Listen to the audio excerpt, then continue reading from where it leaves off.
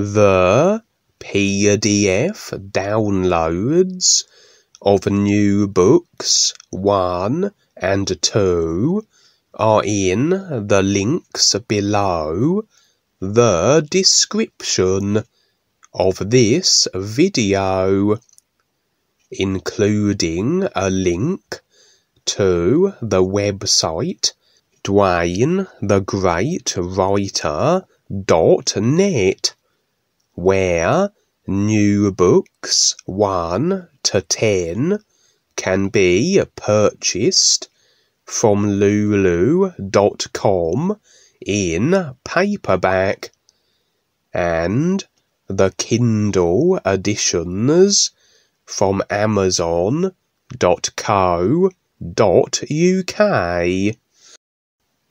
Nubook 2, A Journey to Real Freedom, Part 23. What are those things up there in the air, sir?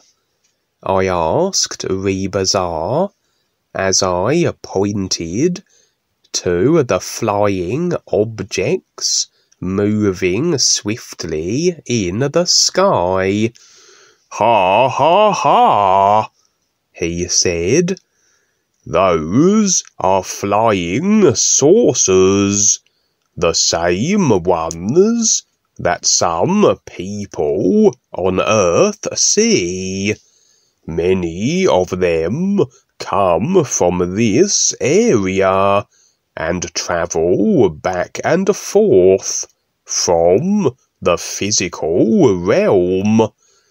When you are older, you will come to understand this, with what is taking place on the Earth. The aliens that you will be experiencing in the science fiction movies are very real, but most people do not know this. They have been on the Earth since the beginning of history, but those who write the history books do not tell this to others, and you will come to know this." "I have never seen them before. Can we get a ride in one?"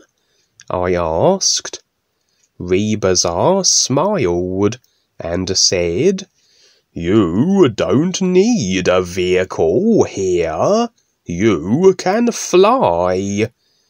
Only those people that are not aware enough have to use some form of mechanical device to get around.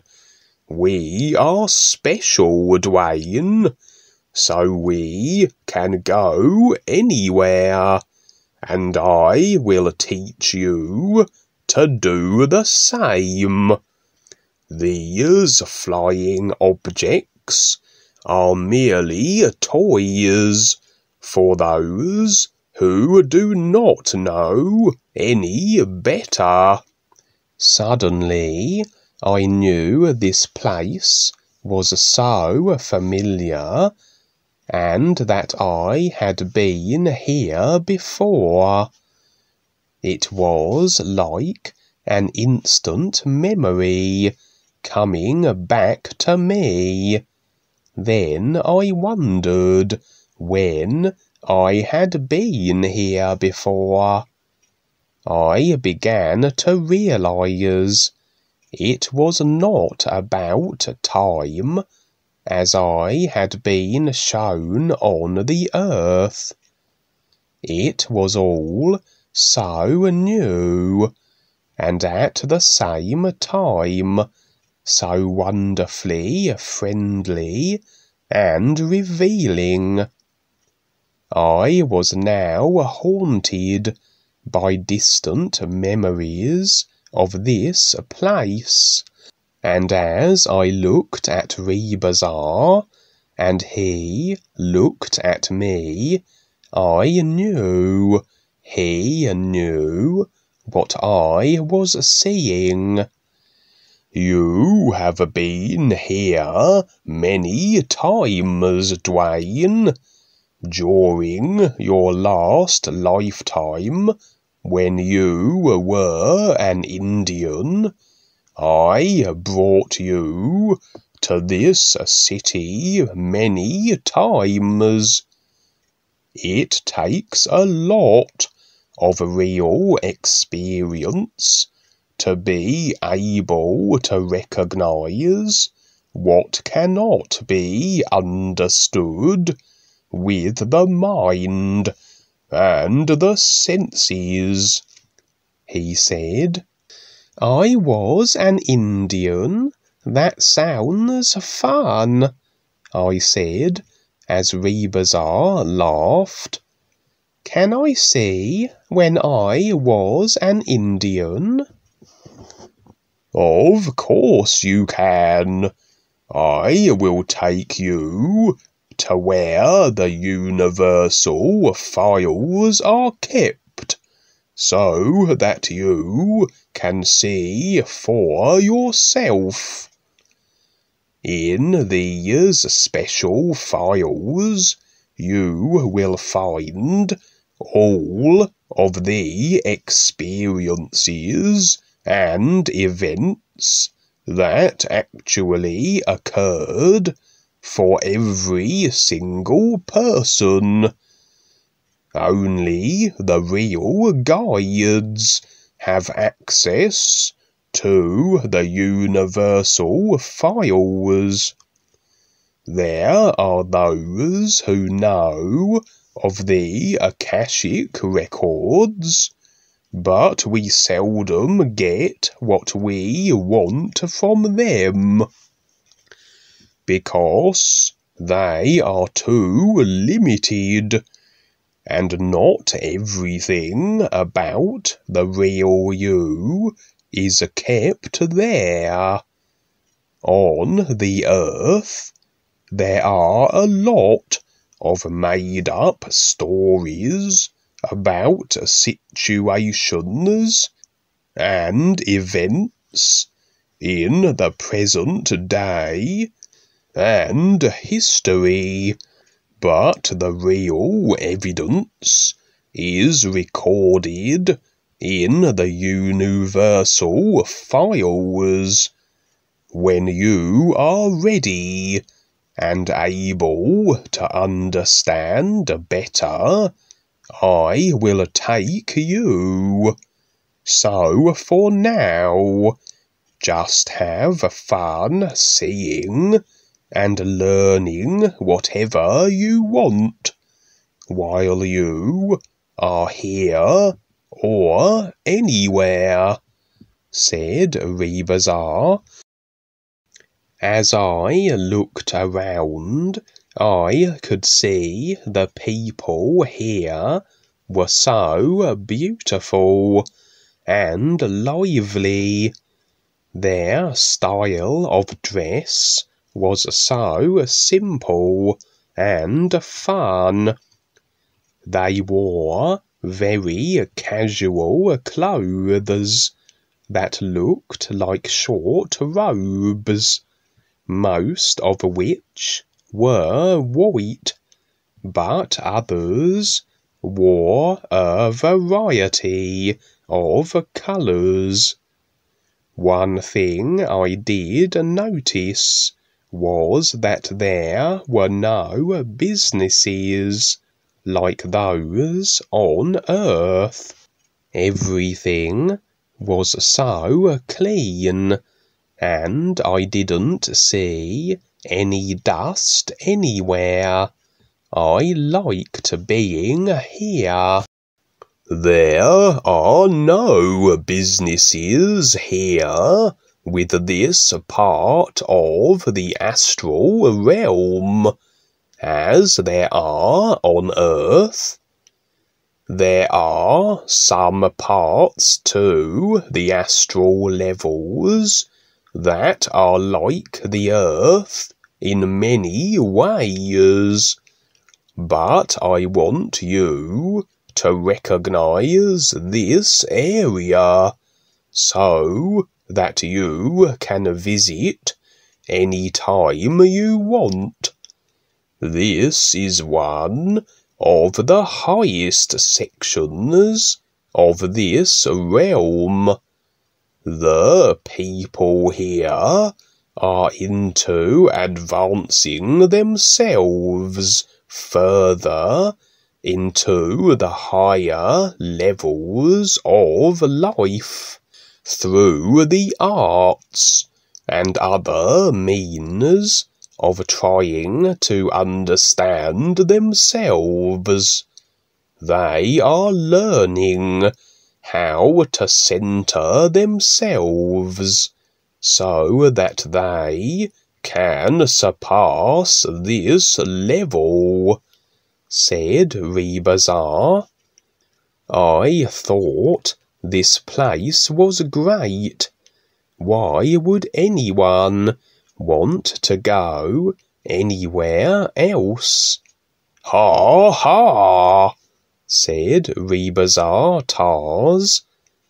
Even though the astral world is beautiful, until you have gone to the 7th level and into the real universes and become free, you are likely to return to Earth in another unconscious life. Lifespans are sometimes for hundreds of years here, but the inhabitants will occupy a new human body in the future, because they still have many unseen connections to the lowest of realms, he said. I didn't want to go back to the Earth, even in this life, let alone in the future with some new mum, I thought. So I really took a good look around, then decided then and there that I would learn all I could and get past what ReBiSar referred to as the psychic realms. You won't be going back to the Earth after this life, Duane. You cannot see it now, but you have a lot to do on the Earth this time around, and you will accomplish more than you can ever imagine.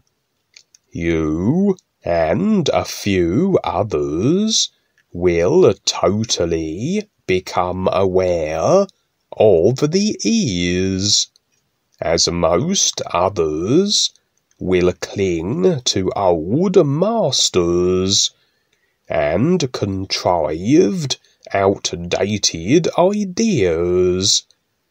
Your heart is so much bigger than you realize, and you will be able to encompass what others will never comprehend, he said.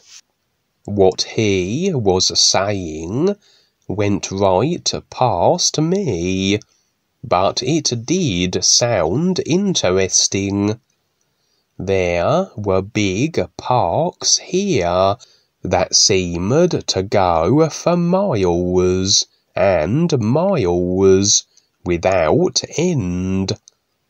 They had beautiful, rich green lawns that were so clean and vibrant, with lush trees everywhere. There were a lot of people doing different things, such as painting and sculpturing, or playing musical instruments. Everyone was so happy and seemed to have a glow of real joy just being here. The houses were spread all over the place, and mostly had white walls with different coloured roofs. There were a variety of sizes and shapes. Most of them looked like temples. The trees and the landscaping were more colourful than on Earth. One of the things I really noticed were the gorgeous birds that sang a soft and beautiful melody. In the background of the city were 3 huge mountains, displaying thousands of different coloured lights all about them. ReBISAR and I went over to a park bench and sat down. "What is this place called?" I asked. "Some call it their heaven," he said. "It is actually a bigger part of the first heaven of man, the astral realm. We are in the main area where part of the real sound-light reality enters this level. It then spreads itself out to all the existing areas, and eventually down into the physical realm. What I am explaining to you is not what most of these people here know. Most people are so decided with themselves, they cannot see past themselves. So they continue to chase a lifestyle instead of waking up to the true reality life is. You came to Earth for a very specific purpose that is not common to most." I was hearing what he was saying and trying to put it together, somehow as I said, "This place sure does look like a heaven," I said.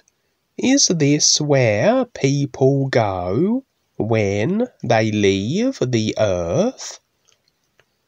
"This can be one of the places, and there are many more," he replied. "How many more are there?" I asked.